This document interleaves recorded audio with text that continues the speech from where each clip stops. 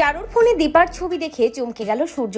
হ্যাঁ বন্ধুরা, আমরা এমনটাই দেখতে পাবো অনুরাগের ছোঁয়া ধারাবাহিকের আগামী পর্বগুলোতে। রেস্টুরেন্টে গিয়ে যখন দীপার সাথে লাগেজ চেঞ্জ করে নেয় চারু, তখন চারু দীপার সাথে একটা সেলফি তোলে এবং চারুর সাথে দীপার বেশ বন্ধুত্ব হয়। তবে দীপার আসল নাম চারু জানে না। চারু বন্ধুত্ব করে দীপাকে এসজি বলেই ডাকে। এরপরেই দেখা যায় যে সোনাকে স্কুলে পৌঁছে দেওয়ার জন্য সূর্য আর চারু যখন যেতে থাকে, তখন চারু শুধু দীপার গল্পই বলতে থাকে সূর্যকে বারবার বলতে থাকে যে একদিন সোনা আর সূর্যকে নিয়ে সে ওই রেস্টুরেন্টে যাবে, ওই ভদ্রমহিলার হাতের খাবার খাওয়াবে তাদেরকে। ওই মহিলা খুব ভালো খাবার বানায় আর এই ফুলটা ওই মহিলা বানিয়েছে।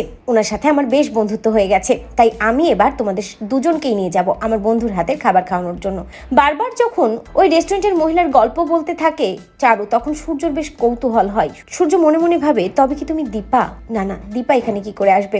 দীপা তো ডাক্তারি পড়ছিল, দীপা হওয়ার কথা নয়, কিন্তু কেও আমাকে জানতেই হবে। সূর্য যখন ভাবতে থাকে দীপার কথা, চারু তখন সূর্যকে বলে, দাঁড়াও সূর্য, আমি তোমাকে ওই ভদ্রমহিলার একটা ছবি দেখাচ্ছি, ওনার সাথে আমি একটা ছবিও তুলেছি। এই বলেই চারু নিজের ফোন থেকে ছবিটা বের করে সূর্যকে দেখায়। সূর্য ড্রাইভ করতে করতে ওই ছবিটা দেখে চমকে যায়। সূর্য উদ্গ্রীব হয়ে ছবিটা দেখে এবং পেছন থেকে সোনা বুঝতে পারে তার বাবা কিছু একটা দেখে অবাক হয়েছে, তবে ওটা যে মায়ের ছবি সোনা সেটা বুঝতে পারে না। তো বন্ধুরা, তোমরা এটাই চাও তো যে এভাবেই যেন চারুর ফোন থেকে দীপার ছবি দেখতে পাই সূর্য? কমেন্ট করে জানাতে ভুলো না।